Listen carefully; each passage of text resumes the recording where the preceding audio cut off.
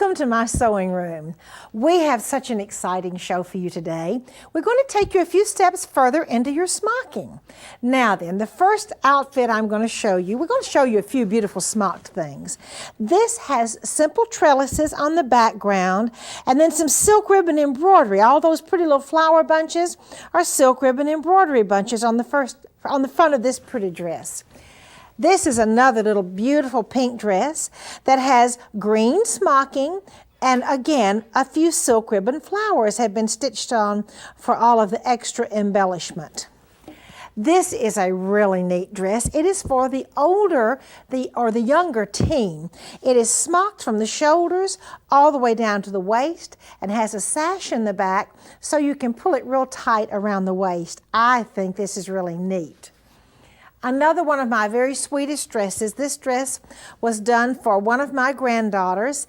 It's a bishop dress, a round yoke dress. It has very simple smocking with a few, not silk ribbon and roses, but just embroidered roses. This is one of the most beautiful dresses I think we've ever had in So Beautiful magazine. It combines smocking with silk ribbon embroidery and the two strips of silk ribbon embroidery on either side and very, very simple smocking in the middle. So if you will, come along with me and we're going to go one step further with some really, really nice smocking stitches.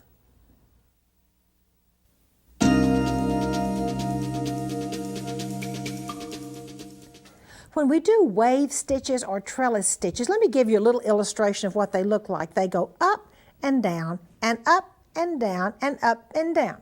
Now let me tell you the quick way to remember where the tail or the smocking thread goes. Pretend like you're watching a cat climbing up the stairs. When the cat climbs up the stairs, where is the cat's tail? What direction is it? It's down. All right, now the cat has to go to the top of the stairs and turn around, and then the cat comes down the stairs. What direction is the cat's tail? It's up. Now, that's a crazy little story, but I'm going to be telling you as I'm showing you these wave stitches that go up and down. The only part to remember, because remember, smocking is very simple, the only part to remember is where the cat's tail is. Okay, now the first thing we're going to go over this afternoon is a two-step wave. All right, now look at the picture here. This is a bottom cable, 1, 2, top cable, 1, 2, bottom cable. Now over here on the smocked piece, I'm going to let you look at it again. Bottom cable, 1, 2, top cable, 1, 2, bottom cable. That is called a two-step wave. Now a three-step wave or trellis, let's count that one out. Here's a bottom cable, 1, 2, 3, top cable, 1, 2, 3, bottom cable. All right, over here on this smocking piece, I'm ready now for a bottom cable. Now, let me show you the first little step and where to remember the cat climbing the stairs. All right, now watch. The cat, we're going up, so where is the cat's tail? It's down. All right, I'm going to make a three-step wave. I'm going to go one stitch. Now, am I still climbing up? Yes, so the cat's tail is going to be down. The second stitch. Now, I'm still moving upward, so where is the cat's tail going to be?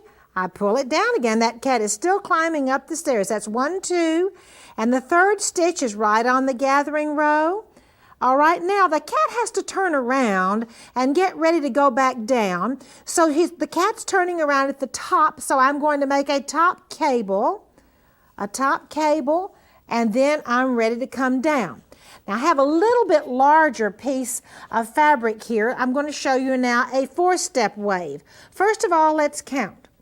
Top cable, 1, 2, 3, 4, bottom cable. 1, 2, 3, 4.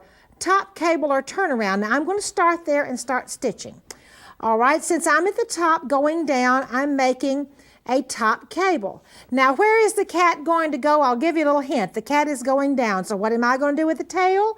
I'm going to put the tail up because when the cat comes down the stairs, the tail is up. Okay, there's the top cable.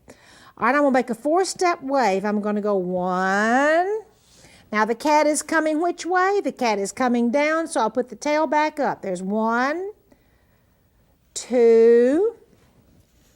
Okay, which direction is the cat still going? Down. So I'm going to put the tail back up. That's a 2-step wave so far. The next stitch is 3.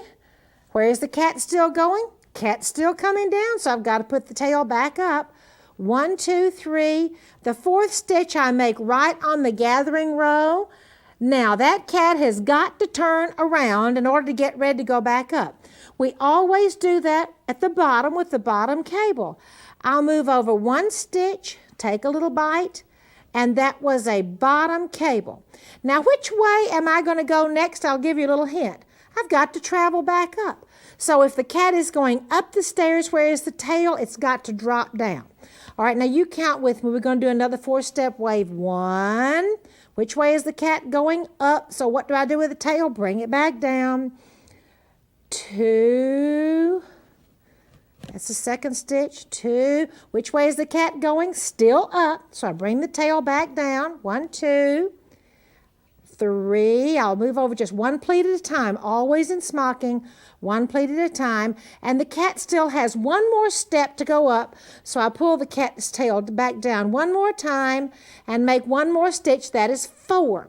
All right, I've come up 4 steps. Now, what does the cat have to do at the top? If I'm getting ready to go down again, the cat has to make a top turnaround or a top cable with the thread up. So I'm going to go in and take 1 more top cable. That is my turnaround stitch. I'm getting ready to come down again. And that is the idea about the trellises. Let's come back over here one more time with a piece of smocking that has been pleated on a real pleating machine, the smaller piece of smocking. All right, now the cat is coming down. So what am I going to do? The tail is up. This is a 1, 2, 3-step trellis, so I'm going to go 1. The cat is still coming down, so I bring the tail back up. 2. The cat is still coming down, so the tail goes back up. 3. And guess what the cat has to do at the bottom of the stairs in order to get ready to go back up? You're right, that's a bottom turnaround, and so it's a bottom cable with the thread down. I move over each time with smocking, just 1 pleat. Now then, let's move up again a little bit faster. Here's how it really goes when you're doing this. 1, tail comes down, 2. The 3rd one is made right on the gathering row, and then the cat has to turn around, so the tail is at the top for a top cable. So you see it does go really fast when you get the swing of it. 1, 2, 3, and I'm at the row, and I do 1 more bottom cable for a turnaround, and that is absolutely all there is to smocking. Now I have a really, really nice home decorating project for you. It's a smocked pillow.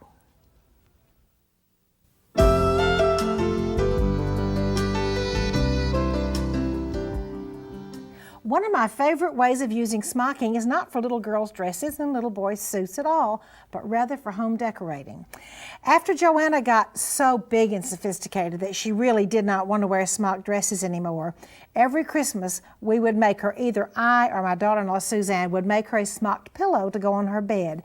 She today really treasures her smocked pillows. This is a really beautiful pillow done in dark colors. You can see it has calico and a wonderful, another type of a quilting fabric for ruffles around the edge. And the smocking is done absolutely beautifully on a navy blue fabric and has the pink piping. This pillow is terribly easy to make and a wonderful way to enjoy smocking, even if you don't have any little ones that love to wear it. All right, let's see how that pillow is made. First of all, I have a piece of bias, and I'm going to make the piping. This is a gimp cord or a kite cord which has been washed and dried. In other words, pre-shrink this thing, otherwise you will be very sorry. You'll just fold it over and then stitch your piping. Now here is the piece of fabric that has been pleated. Now you might also want to go ahead and smock this, although you could make the pillow before you smock it. Now you can pin this in place, or you can pin it just with regular pins. In other words, here we go. I can pin it like this, of course, Or one of the things I love to do is to use this basting glue and just put a little bit of the basting glue along there, and then I don't have to put any pins in it, and when this crazy stuff dries it all washes out, but it just sort of sticks it in place and you don't have to put a bunch of pins, so you won't have to sew over your pins. Now see, I'm going to glue this down a little bit. Now when I get down here to this corner, I'm going to have to come in here and clip up through the first row of stitching only, so I can turn the corner really nicely and really sharply and come around here getting ready to stitch my piping in. Now the piping's ready to go, and I even have it already lined up over here. I'm going to use my piping foot, and I'm going to stitch I've moved my needle position over where I can guide my piping right down that groove, and I'm going to come right in here and stitch. I've got it all glued down with my wonderful washout basting glue. Now I want you to watch what I'm doing here. This is what confuses people a little bit. How in the world do you finish it off? I've got two pieces of piping, one on top and one on bottom. All right, I'm going to veer one over just a little ways. I'm going to pull the pin out. I'm going to sew very carefully on a little bit further. Okay. Now I'm going to pull the next pin out. Now I'm sewing at this point over one level, getting ready to veer over to the second level, and that is what you do when you're going, let me pull the pin out again, hang on just a minute. That is what you do when you're getting ready to veer over to the second level, and that is how you attach the piping to this wonderful smocked piece. Now there's not a whole lot to that, is there? Let's see how you finish up this pillow. After I get the piping sewn on, you can see how it's sewn all the way around. I will put the two end pieces of fabric right there, and I will straight stitch once again, putting my pipe, you see I'm stitching right up on top of that piping almost. So I will run my piping foot over that piping, move my needle position over, stitch straight, and then look what I'm going to do next. I have one more piece that comes in. I'm going to put it right here, do the same thing, stitch it, and then I will have my centerpiece open, and then I will finish my pillow. That really shows you how versatile smocking is, and I love to smock. That was the very first heirloom sewing that I did, was smocking. I started smocking dresses for Joanna when she was a little bitty girl. Now then, you can see you can do smocking in a number of different ways, but I have a wonderful doll dress for you, which I guess you can kind of guess it is smocked.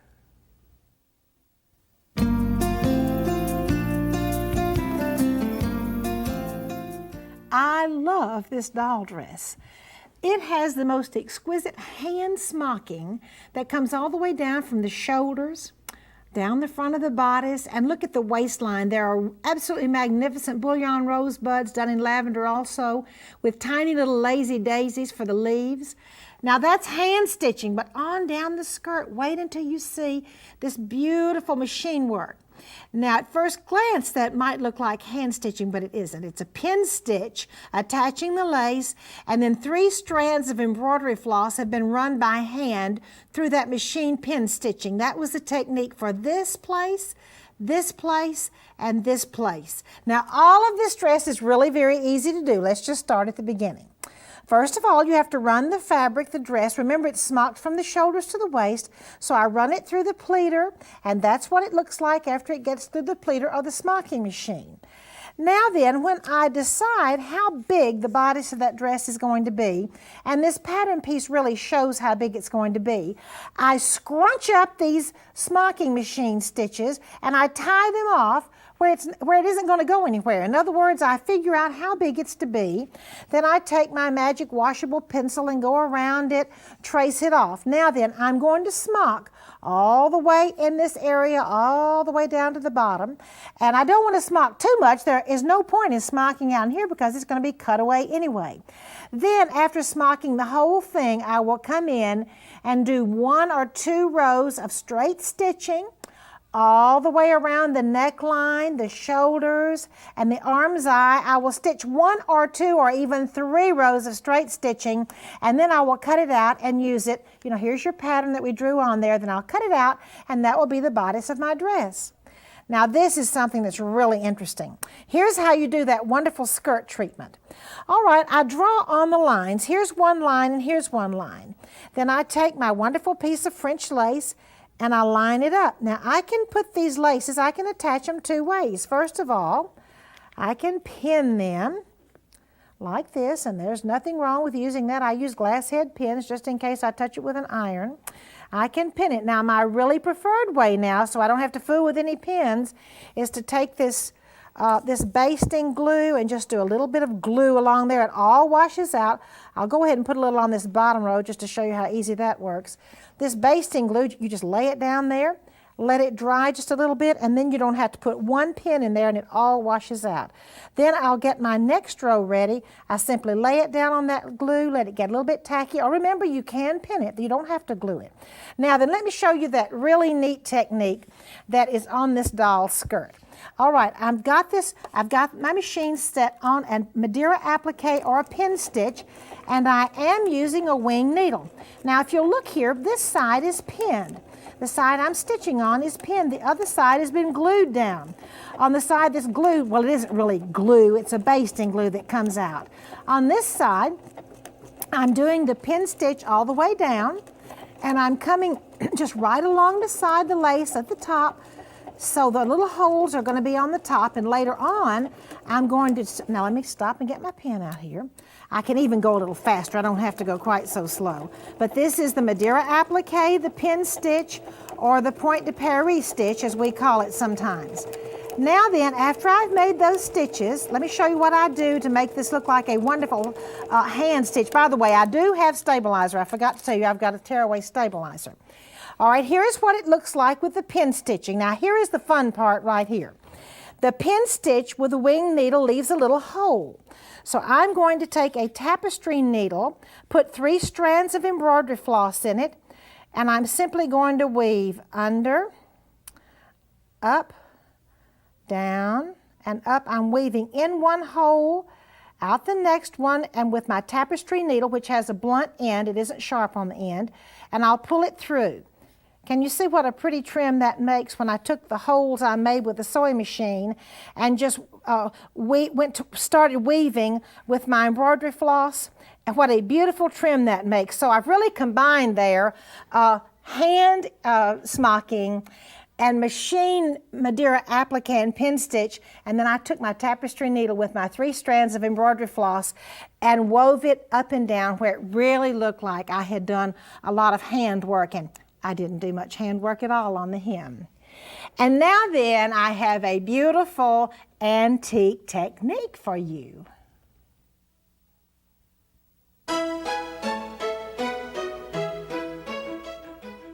I have the prettiest little netting and lace dress to share with you. It really has some really interesting details. This is a corded netting, which I'm going to show you how to do that a little bit later. Some beautiful pieces of lace insertion and lace edging, and then a little bit of just beautiful cotton netting. 1, 2, 3, 4 pieces of insertion, edging, I'm sorry. A little bit of netting, and then this little area right here, which is the corded netting, and then this skirt, to me, is absolutely beautiful. These are pieces of insertion that have been made to flare out a little bit, and then on the bottom there is some edging. Now the technique, which I think is so unusual, I'm going to slip a board underneath here so you can really see it up close. This corded netting, do you see how it looks like striped netting? Well, it really isn't striped netting at all. It's little cords that have been run through the netting. Now, when I found this technique, I thought, I believe we would like to do this on the show.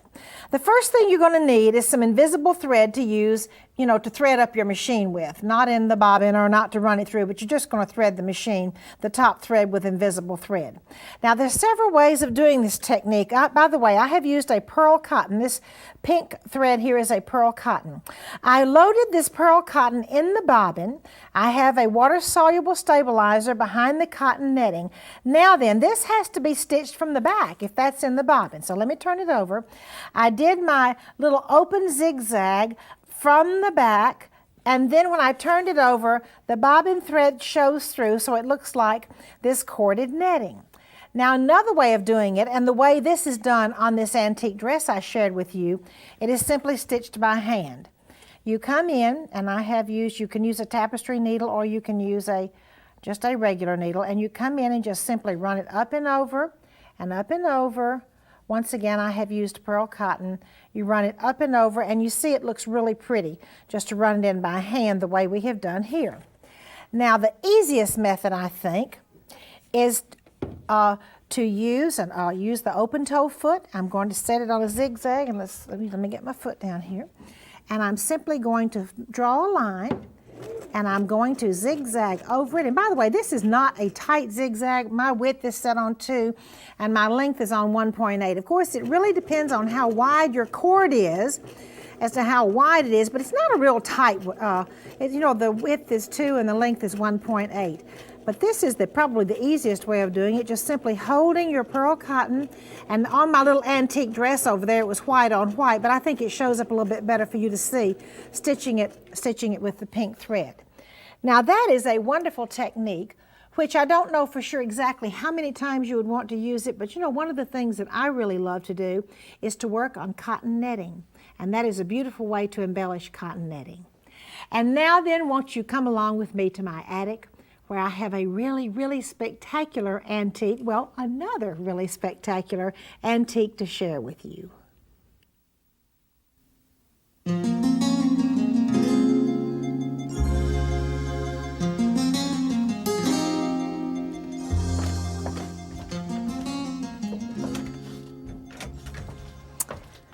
I have a really beautiful baby dress for you that I bought at the auction, at Christie's auction in London a couple of cold Christmases ago. It was like early in December.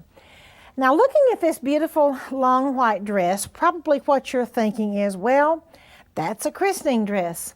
Well, I don't believe it is, and I'll tell you why. Christening dresses usually are made of a lighter weight fabric, and I'll tell you about some details in a minute, but I'm going to tell you a funny story first. This dress is a heavier fabric, so I don't believe it was a christening dress. Now, why did mothers keep big babies, I mean year-old babies, because this is a pretty big dress, and it's very long. Why did they keep them in this type of dresses until they were a year old?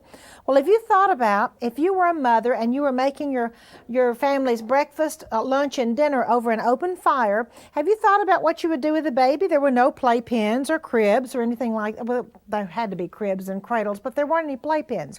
So what the mothers did, they kept the babies in these long dresses, and when it came time to cook, when they started their fire to cook their breakfast or lunch or dinner, they would lift up the leg of a table, the kitchen table, and shove the corner of this dress underneath the table, put the table down on that dress, and this dress served as a babysitter, and that is the real truth.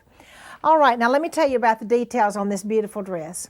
It is about at least 1880. It's at least that old because it has the scoop neckline and these little stovepipe sleeves. Now, what I thought was especially interesting about this little dress, and by the way, the whole dress is made by hand and not the embroidery, that Swiss embroidery. But look at this pretty puffing, which comes down, I almost call this a tornado-shaped puffing, because it comes down from a large to small, the beautiful feather stitches on the waistline, and then come on down to the dress on the bottom. Let me hold it up so you can see. There are 3 really beautiful tucks, and a long time ago, even if this dress had some machine stitching in it, which it doesn't, a lot of times they put the tucks in by hand, even if the side seams were done by machine. Anyway, these are done by hand, and here's another beautiful piece of Swiss edging at the bottom. Now, I'm going to turn this dress around so you can see another fascinating detail. The dresses, remember, the babies wore these dresses until they were half grown, so they had to have them where they would let them out where it could be worn by a big baby, or so it could be drawn up by a small baby. And here we go. And by the way, I left the ticket on here. It says Lot 4 Long Baby Gown. That was the ticket that was on there when I bought it at Christie's auction. I thought you would enjoy that story about clothes being babysitters. I don't think we would use a long dress as a babysitter today. Thank you so very much for joining me in my sewing room today, and I certainly do hope that you'll want to come along next time.